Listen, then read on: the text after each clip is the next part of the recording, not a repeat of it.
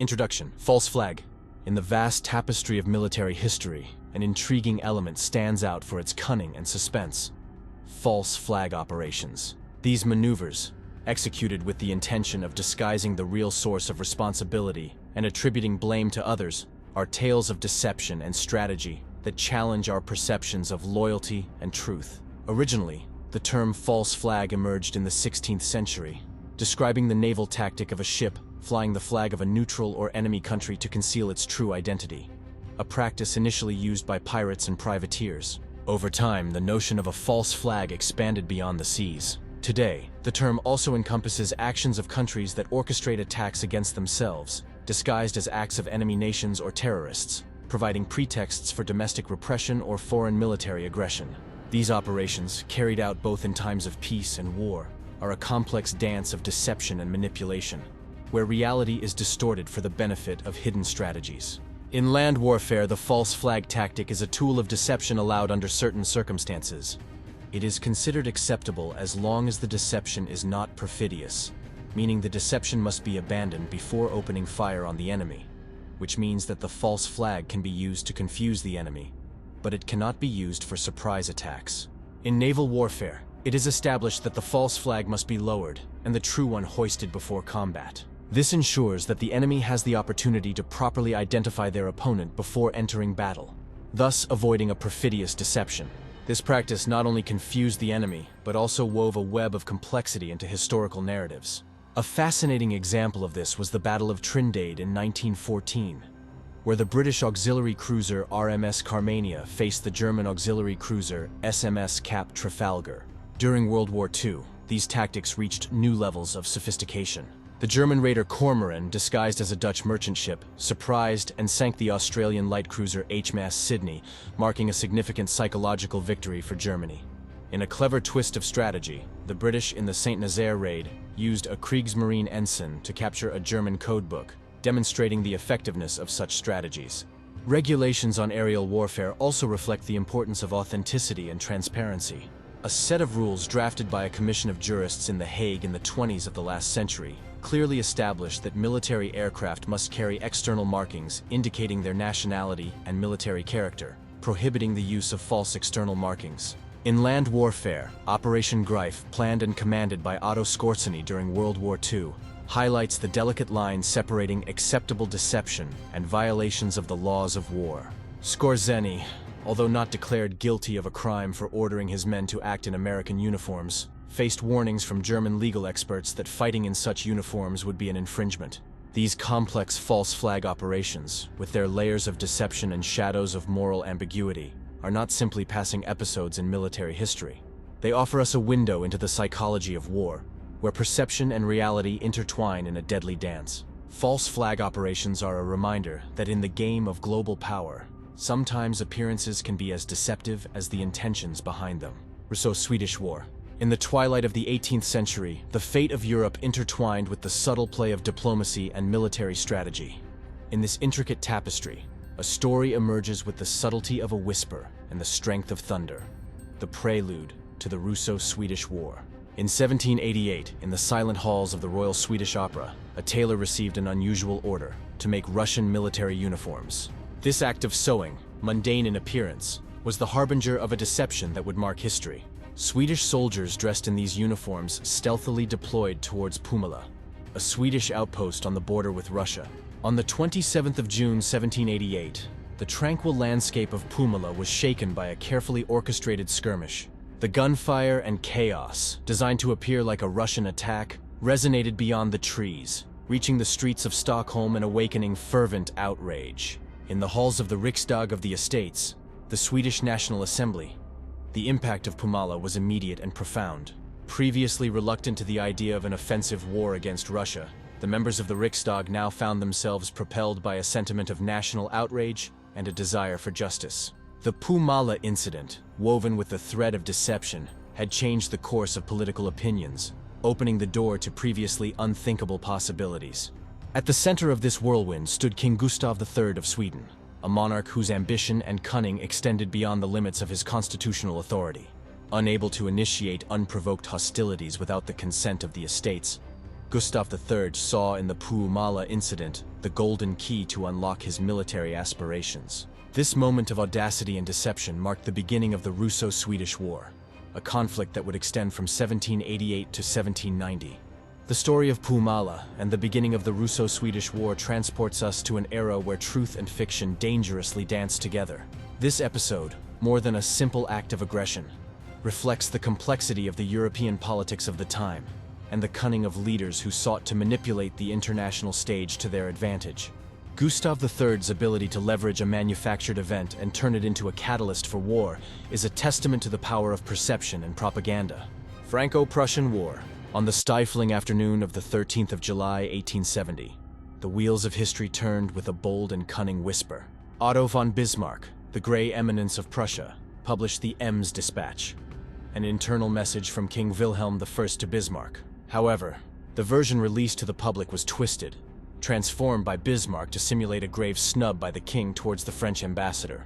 This act of manipulation was a ruse to provoke Emperor Napoleon III to declare war on the North German Confederation, with the ultimate goal of unifying the northern and southern German states. This strategy proved successful, as Napoleon III declared war 6 days later. And 6 months later, the Confederation won the war and achieved the unification of the German states. This mirror and shadow game began with the Hohenzollern crisis. On the 2nd of July, 1870, Marshal Prim announced in Madrid that the Spanish government had offered the throne of Spain to Prince Leopold of Hohenzollern. The French fear of a two-front situation, with a Hohenzollern king in Prussia and another in Spain, precipitated their determination to confront the expansion of Prussian influence. Napoleon III, plagued by intense pains, left the handling of the crisis to Empress Eugenia. Of Spanish descent and a member of the royal line, Eugenia directed Foreign Affairs Secretary Duc Antoine de Gramont to press for war if Leopold ascended the throne. Gramont's inexperience led him to count on non-existent alliances, setting the stage for a fatal error. The direct confrontation, bypassing diplomatic protocols, was followed by a message from Wilhelm IV to Berlin, reporting the encounter with the French ambassador. Bismarck cunningly edited this message to make it appear like a red rag to the French government's bull. The editing of the dispatch made the encounter appear more heated than it actually was. Known as the Ems Dispatch, it was released to the press, giving the French the impression that Wilhelm I had insulted Count Benedetti, and the Prussian people the idea that Benedetti had insulted the king. In the Ems Dispatch, the original version by Private Councillor Abakan detailed how French Ambassador Benedetti intercepted the king during a walk, insisting inappropriately for him to commit to not supporting the Hohenzollern candidacy.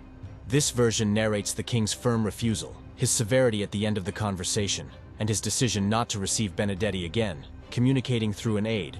Additionally, it suggests the possibility of making this information public. In contrast, Bismarck's edited version omits these details, presenting the incident in a more direct and less detailed manner. Bismarck omits the description of the encounter, Benedetti's insistence, and the details about the king's further communication, focusing only on the king's refusal to commit and his decision not to receive the ambassador again. This simplified edition achieved both objectives. Gramont called it a slap in the face of France, and members of the French legislative body spoke of taking immediate measures to safeguard the interests, security, and honor of France. On the 19th of July, 1870, Le Sourd, the French chargé d'affaires, delivered at the Foreign Office in Berlin Napoleon's declaration of war. In response to popular opinion and secret treaties signed with Prussia, Bavaria, Baden, and Württemberg, mobilized their armies and joined the war against France. European public opinion at the outbreak of the war was overwhelmingly in favor of the Germans. For example, many Italians attempted to enlist as volunteers at the Prussian embassy in Florence, and a Prussian diplomat visited Giuseppe Garibaldi in Caprera. After Napoleon III's fall following the Battle of Sedan, Bismarck's demand for the return of Alsace caused a dramatic shift in sentiment, exemplified by Garibaldi's reaction shortly after the revolution in Paris, who said to the Movimento of Genoa on the 7th of September 1870, "Yesterday I told you, war to the death on Bonaparte. Today I tell you, rescue the French Republic by all means." In this narrative, political cunning, strategic deception, and manipulation of public perception are woven together, unfolding a panorama where truth and fiction merge to reconfigure the destiny of nations. The story of the Ems Dispatch and the Hohenzollern crisis reveals not only the complexity of European politics of the time, but also the sagacity of leaders like Bismarck, whose decisions and manipulations altered the course of history. Maine Incident. In the twilight of the 19th century, a warlike conflict emerged like a storm on the horizon of history, pitting two nations in a struggle for the fate of empires. The Spanish-American War, which extended from April to August of 1898, marked not only the culmination of the Cuban War of Independence, but also the beginning of a new geopolitical era. In Spain, this period would be known as the Disaster of '98, a phrase that encapsulates the pain and loss of an empire once vast. With Spain's capitulation, the chapter of an empire that spanned continents closed. Cuba, under the tutelage of the United States, embarked on a new path, while Puerto Rico, the Philippines, and Guam became colonial dependencies of the North American giant. In a final twist of imperial tragedy, Spain's remaining possessions in the Pacific, the Marianas, except Guam, the Palaos, and the Carolinas, were sold to the German Empire for 25 million pesetas, approximately 250 million current dollars, a price that spoke both of desperation and the inevitability of an imperial guard change. The 19th century represented an era of dramatic contrasts for these two nations. While Spain faced an accelerated decline spiral, plagued by Napoleonic invasions, colonial losses, and political instability that bled the country socially and economically, the United States flourished. From the acquisition of vast territories to industrialization and massive immigration, the American nation transformed into an undisputed power, a process only interrupted by its own civil war and the Reconstruction era. The tension between Spain and the United States over Cuba had been boiling since the 70s of the 19th century, exacerbated by incidents like that of the Virginias. Spain, in a hypothetical confrontation, found itself at a disadvantage on multiple fronts: military, demographic, geographic, and economic industrial. Despite this, Spanish nationalist fervor, fueled by an influential press, led the government to reject the idea of ceding and selling Cuba, opting for a war it knew was lost in advance, a decision seen as a controlled demolition to preserve the Restoration regime. The war was brief but significant. The explosion of the battleship Maine on the 15th of February 1898 became the casus belli for this confrontation. Even today, the nature of this event is debated. Was it an accident, an intentional Spanish attack, or an act of false flag by the United States? American public opinion, inflamed by a sensationalist press, clamored for revenge, and war was officially declared a month later. Although the battles on Cuban soil were not as favorable for American troops, the undeniable naval victories in the Philippines and Cuba forced the Spanish government to seek peace in the summer, culminating in the Treaty of Paris on the 10th of December. Spain's defeat in this war marked a turning point, giving rise to a movement of philosophical and artistic revaluation known as regenerationism and the Generation of '98. For the United States, the conflict opened a debate about its identity as a nation, oscillating between isolationism and expansionism. The Philippine-American War, which broke out shortly after, would be a testament to these tensions and transformations. The sending of the Maine to Havana in January 1898 and its subsequent explosion remained shrouded in mystery and controversy. Investigations conducted by both the United States and Spain offered different theories, from an underwater mine to the self-combustion of coal stored near the munitions. The intense media coverage of the event by newspapers such as the New York Journal and the New York World, characterized by yellow press tactics, fueled the fire of American public indignation. In retrospect, the Spanish-American War is revealed as a complex tapestry of imperial ambitions, power games, and social transformations. The loss of Spain's last overseas colonies and the emergence of the United States as a new colonial power reconfigured the geopolitical landscape of the world, marking the end of an era and the beginning of another. This conflict, framed by the explosion of the Maine and the passionate public debate that followed, continues to be a fascinating study of the nature of war, imperialism, and the power of media narrative in shaping history. Second Sino-Japanese War. In the web of Japanese military history, a dark and cunning chapter is hidden, marked by the Mukden Incident in September 1931. A meticulously orchestrated act of deception by mid- and low-ranking officers of the Japanese army, led by Seishiro Itagaki, shook the foundations of stability in Manchuria. The explosion, though weak, was the perfect pretext for Japan to seize Manchuria and establish the puppet government of Manchukuo, a nominally independent state. Colonel Seishiro Itagaki, and Lieutenant Colonel Kanji Ishiwara, convinced that a conflict in Manchuria would favor Japan, devised a plan to provoke an incident with the nearby Chinese forces. However, the arrival of Major General Yoshitsugu Tatekawa, sent by War Minister Jiro Minami, forced Itagaki and Ishiwara to act quickly. They chose to sabotage a section of the railway near Lake Liutiao, a place of no military significance, but close to the Chinese garrison of Beidaying, commanded by young Marshal Chang Sui-liang. On the night of the 18th of September, First Lieutenant Suemori Kawamoto carried out the plan, detonating explosives near the railway tracks. The explosion, though minor, was enough to start the conflict. A train passed shortly afterward on the damaged track, arriving in Shenyang without problems. But the seed of conflict was already sown. At dawn on the 19th of September, Japanese artillery opened fire on the Chinese garrison in response to the supposed Chinese attack on the railway. Chang Sui-liang's small air force was destroyed, and his soldiers abandoned the Beidaying barracks. 500 Japanese soldiers attacked the Chinese garrison of about 7,000 men. By the end of the day, the Japanese had occupied Mukden, at the cost of 500 Chinese lives, and only 2 Japanese. General Shigeru Honjo, commander-in-chief of the Kwantung Army, initially horrified by the unilateral action, was convinced by Ishiwara to approve the operation. Soon, Mukden was declared safe, and the Japanese army proceeded to occupy and garrison the main cities in the region with minimal difficulty. The historical debate over who triggered the explosion on the Japanese railway in Mukden continues to be a matter of controversy. Strong evidence points to the young officers of the Kwantung Army as the conspirators who caused the explosion, with or without direct orders from Tokyo. Post-war investigations confirmed that the original bomb planted by the Japanese failed to explode and had to be replaced. The incident of the 18th of September, displayed at the Shenyang History Museum, maintains that the Japanese were responsible. This perspective is shared by the Yushikan Museum in Tokyo.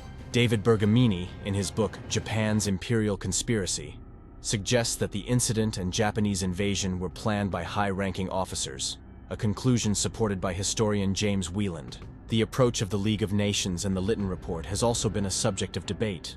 Alan John Percival Taylor criticized the League's response, arguing that it only offered moral condemnation instead of decisive actions. This incident, a game of shadows and deceptions, reveals the complexity and repercussions of military tactics in the geopolitics of the 20th century, an echo of cunning and ambition that resonated throughout East Asia. Reichstag Fire. On a cold winter night, the 27th of February 1933, a flame was lit in the heart of Berlin, foreshadowing an era of shadows. The iconic Reichstag building, a symbol of German democracy, was consumed by an arson fire that marked a turning point in history. Adolf Hitler, recently appointed Chancellor of Germany, was caught in a whirlwind of accusations and conspiracies along with Marinus van der Lubbe, a Dutch communist. This event would be the spark that ignited the fuse of National Socialist authoritarianism. As the fire devoured the Parliament building, Berlin's firefighters battled against time. Van der Lubbe was arrested on the scene, but the plot was just beginning to unfold. Paul von Hindenburg, senile and under Hitler's influence, enacted the infamous Reichstag Fire decree. This decree suspended civil liberties and paved the way for relentless persecution against communists, clearing the path for the establishment of the National Socialist regime. The trial that followed, known as the Leipzig trial, became a theatrical representation of justice, where communists Georgy Dimitrov, Vasil Tanev, Blagoy Popov, and Ernst Torgler, along with van der Lubbe, faced serious charges. The acquittal of the communists and the conviction of van der Lubbe only added more mystery and conspiracy theories to the event.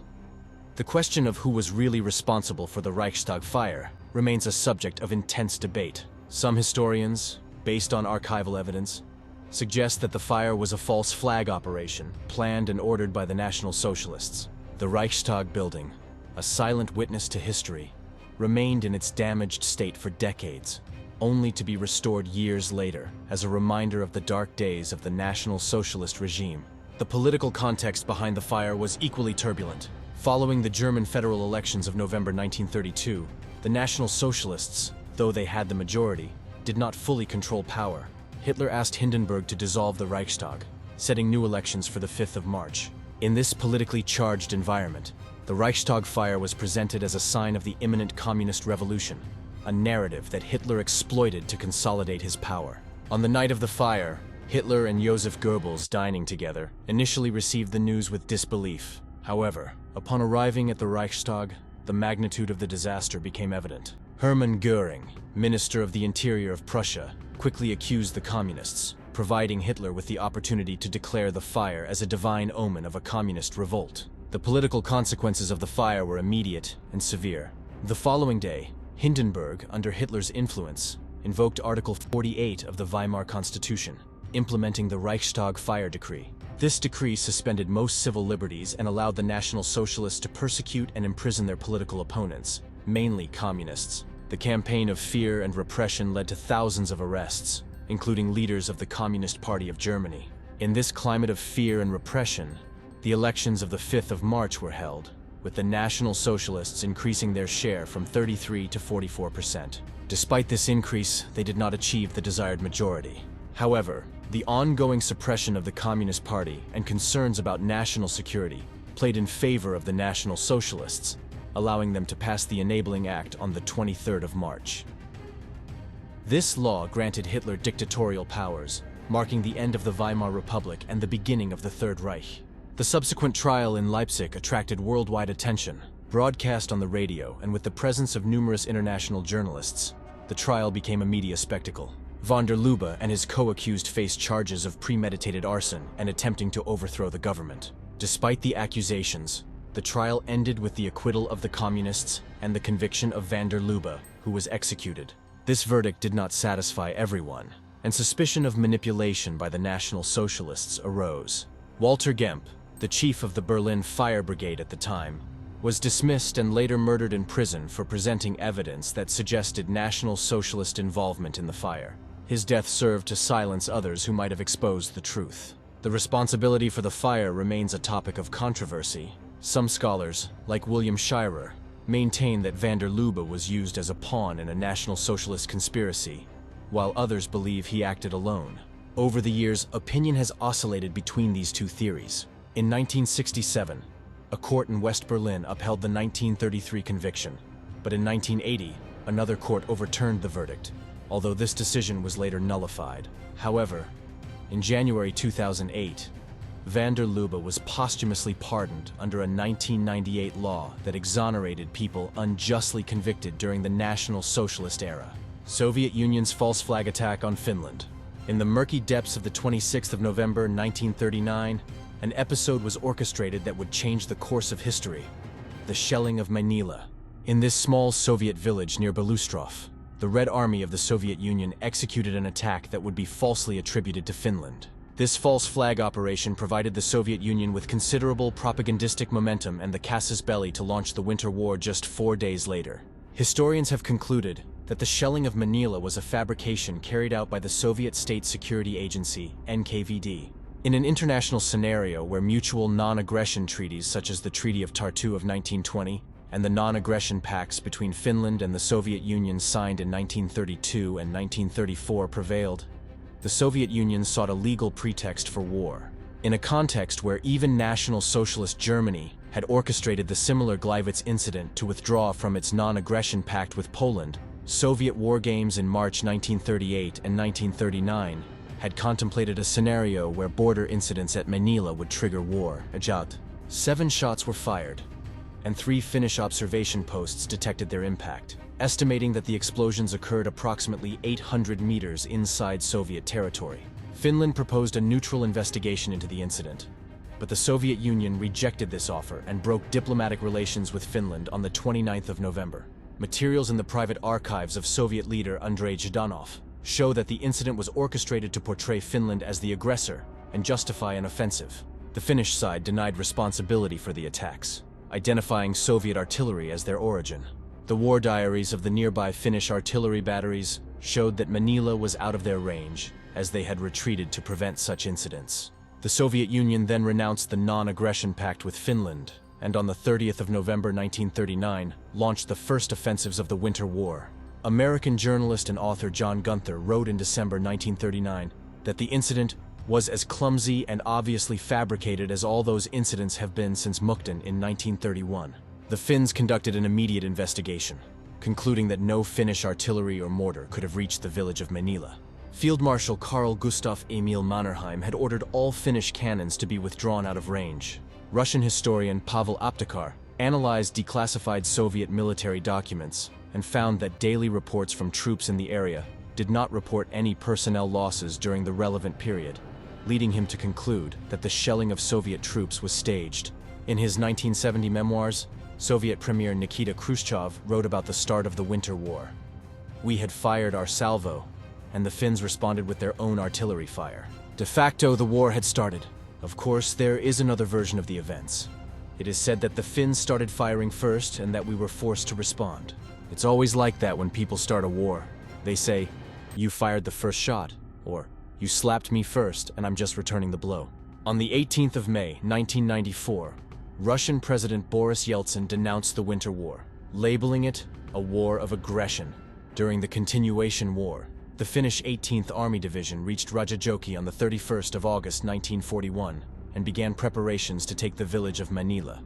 Its division commander, Colonel Pajari, recognized the propaganda value and organized an artillery attack on the village to be witnessed by combat camera personnel, and the village was taken a few days later.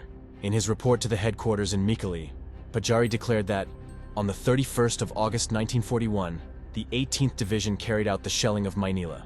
In this narrative, the shadows of intrigue and manipulation intertwine through a tapestry of events culminating in the Winter War, revealing a complex game of strategy and power on the global stage. The shelling of Manila, both in its origin and its replication during the Continuation War, highlights the impact of propaganda and perception in conducting international conflicts.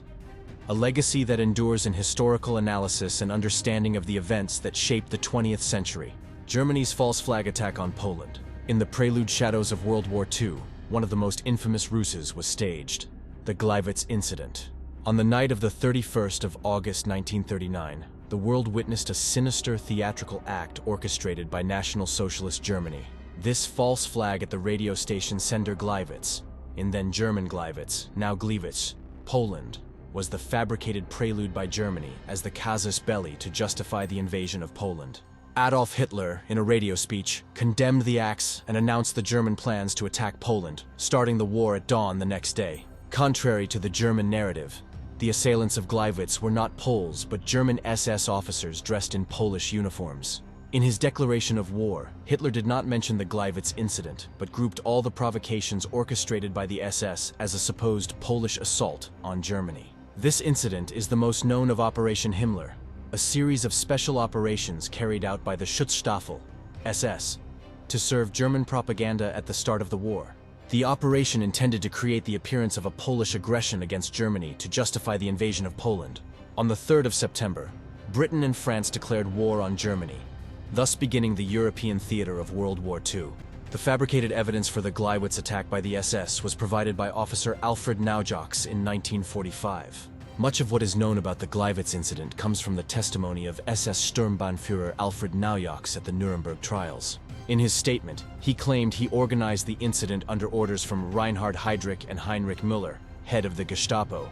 On the night of the 31st of August, a small group of German operatives dressed as Poles, led by Naujoks, took over the Gleiwitz station and broadcast a brief anti-German message in Polish. To make the attack more convincing, the Gestapo executed Franciszek Honiak, a Catholic farmer from Upper Silesia known for sympathizing with the Poles. He was dressed to look like a saboteur, drugged, shot dead, and left at the scene as if he had died attacking the station. His body was presented to the police and the press as proof of the attack. Several prisoners from the Dachau concentration camp were drugged, killed on sight, and their faces disfigured to prevent identification. The Germans referred to them as Konserve, canned goods. Erwin von Lahausen testified at the trials that his division of the Abwehr was one of two tasked with providing Polish army uniforms, equipment, and identification cards. Later, Wilhelm Canaris informed him that people from concentration camps had been dressed in these uniforms and ordered to attack radio stations. Oskar Schindler, later credited for saving the lives of 1,200 Jews during the Holocaust, played a role in supplying the Polish uniforms and weapons used in the operation as an Abwehr agent. The Gleiwitz incident was part of a larger operation conducted by the Abwehr and SS forces. Other orchestrated incidents took place along the Polish-German border at the same time as the Gleiwitz attack. The project was called Operation Himmler and included incidents intended to give the appearance of Polish aggression against Germany.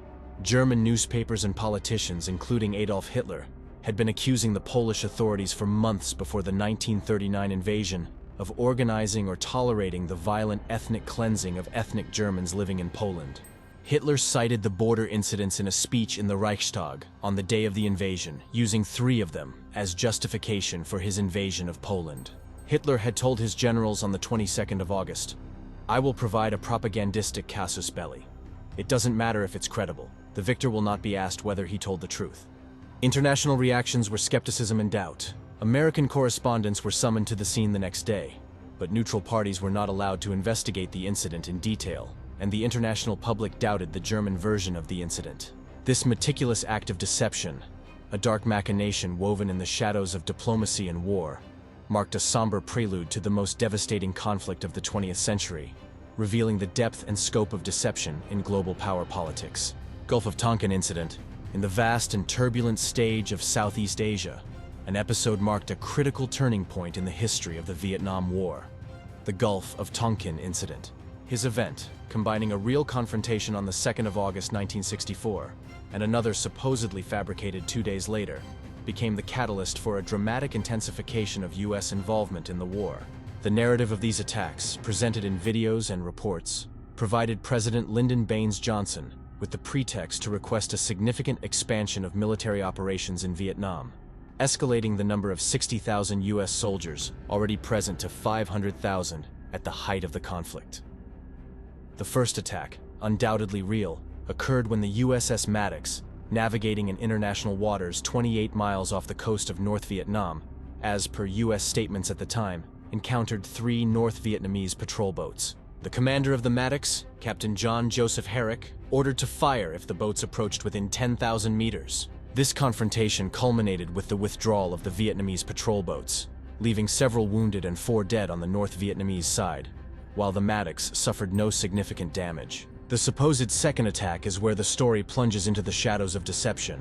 On the night of the 4th of August, the Maddox and the USS Turner Joy, under adverse weather conditions, reported radar and sonar signals interpreted as a new North Vietnamese attack. However, Commander Herrick later sent a message casting doubt on the reality of this attack, suggesting that the reported contacts might have been illusory, a product of exceptional meteorological effects and crew anxiety. This message triggered a wave of speculation and theories, including the claim by Vo Nguyen Giap, North Vietnam's military commander, who in 1995 acknowledged the August 2nd attack but categorically denied the events of August 4th. The Gulf of Tonkin incident became the casus belli President Johnson needed. Convening Congress on the 7th of August, he requested and obtained overwhelming support for a more direct intervention in Vietnam, leading to the famous Gulf of Tonkin resolution. This political maneuver allowed the United States to significantly increase its military presence and bombing operations in North Vietnam, marking a decisive shift in the course of the conflict. However, the truth behind this incident remains a subject of intense debate and speculation. Declassified documents and expert analyses have provided more evidence that the Johnson administration may have exaggerated or even fabricated the second attack to justify an escalation in Vietnam. A report from the National Security Agency concluded that, in fact, no attack occurred that night. This discovery sheds critical light on the actions and decisions taken by the U.S. administration, revealing the complexity and possible manipulations behind events that defined an era. The Gulf of Tonkin incident, therefore, remains a crucial and controversial chapter in the history of the Vietnam War. A reminder of how the perception and narrative of events can powerfully influence global politics, leading entire nations into war based on half-truths or constructed realities.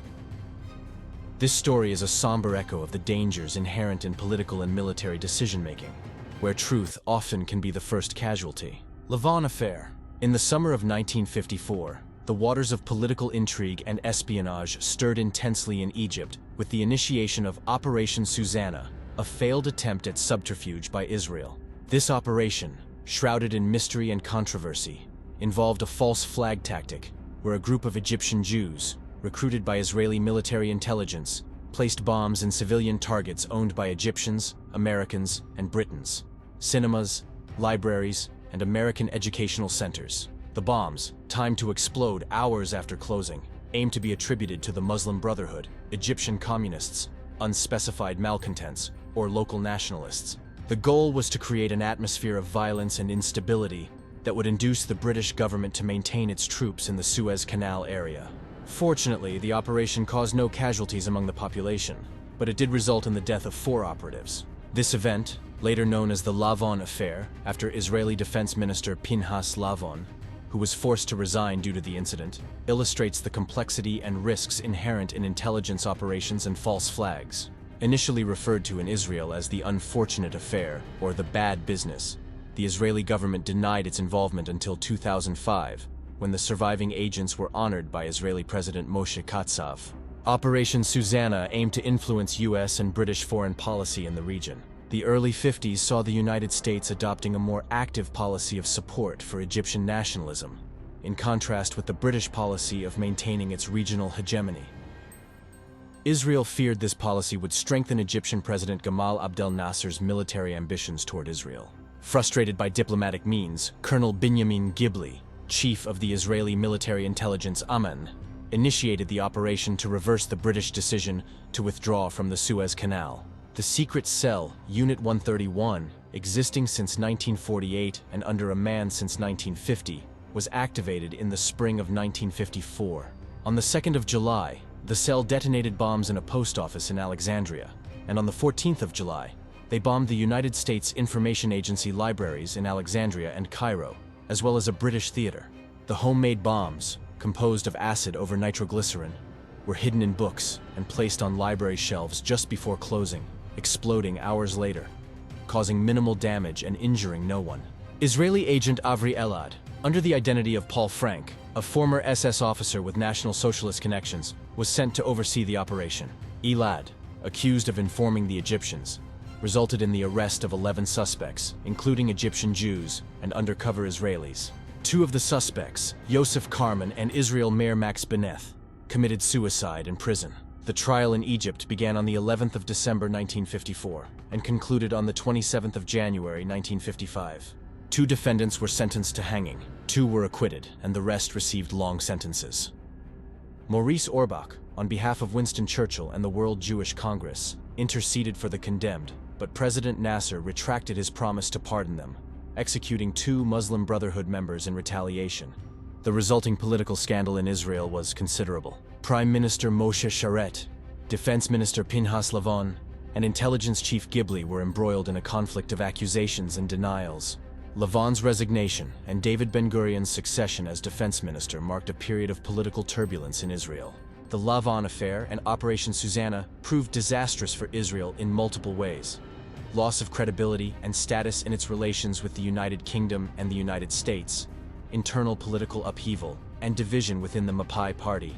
Despite military censorship, public debate in Israel was fervent, albeit in code. The recognition and honor awarded to the surviving spies by President Katsav in 2005 closed a long and dark chapter in the history of Israeli intelligence, leaving lessons about the risks and consequences of such covert operations. Conclusions. In our journey through the shadows of military history, we have explored the enigmas and intrigues of false flag operations, a spectacle of deceits and strategies that challenge our understanding of loyalty and truth. From the power plays in the Russo-Swedish War to the Gulf of Tonkin Incident in Vietnam, we have witnessed how nations have manipulated events for their own ends, often with far-reaching consequences. We have seen how false flag tactics can be used to justify war, as in the case of the Ems dispatch that led to the Franco-Prussian War, and how they can be employed to create a sense of urgency and fear, as in the Reichstag Fire in Germany. These events are not mere episodes of history. They are powerful reminders of the complexity of international politics and the impact that perception and propaganda can have on decision-making at the global level. As we reflect on these stories, we must ask ourselves, how much of what we know about past conflicts is based on real truths, and how much on constructed realities? The history of false flag operations teaches us to question and to seek beyond appearances, to understand that truth in war can often be the first casualty. As we bid farewell to this fascinating journey through military history and its shadows, we invite you to share your thoughts and reflections.